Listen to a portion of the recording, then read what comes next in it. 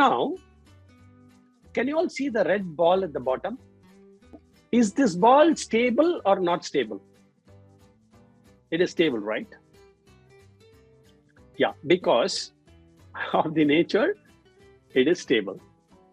Similarly, a stable process will always be within a band. It's like the car going on the road. The car might wobble here and there. Can the bike exactly go at the center of the road even if the road is free? No. So it will slightly wobble, but it should be between that border white lines, okay? Even if it is car. Even if it's a flight that is landing, can it land exactly in the center all the time? No. There is a band that is given. Sometimes it lands in the center, sometimes it lands on the left, sometimes it lands on the right, sometimes a little front, sometimes a little back. There will always be. So the point to remember is there is always a band. That band is called control limit. What is the control limit?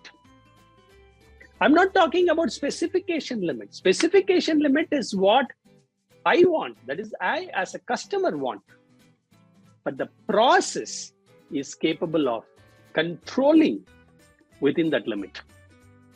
Suppose if I give a very narrow band and ask a child to go in the cycle, do you think the child can go in the cycle in that narrow band if it is new, for example? If it is new kid who is actually learning the cycle, if you give a line, probably it will touch that line, this line, and then it will go, okay?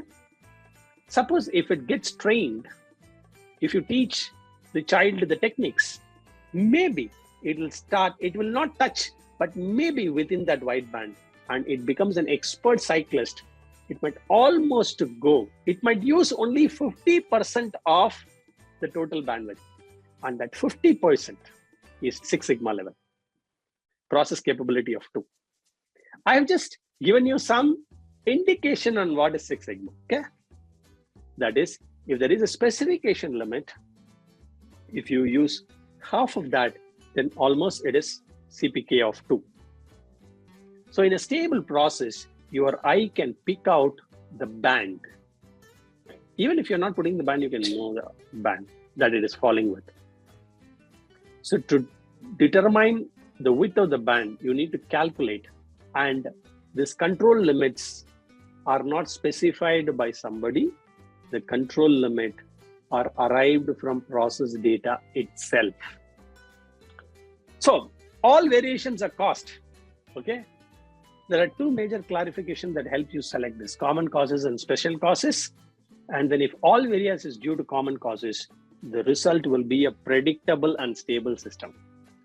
If some person is predictable, even though if he's not good, even though you don't like him, but if he's predictable, it is better than somebody who is unpredictable. Do you agree with me? You know, typical, like, generally, politicians come to my mind, with due respect to all politicians, but generally, right? I don't know how many of you agree with me, right? Unpredictable. All right. So, now this red ball, what you see, do you think it is stable? No. To be like this guy, like shaking, right? Look at this. This pattern says this is an unstable data. This is an unstable process, right?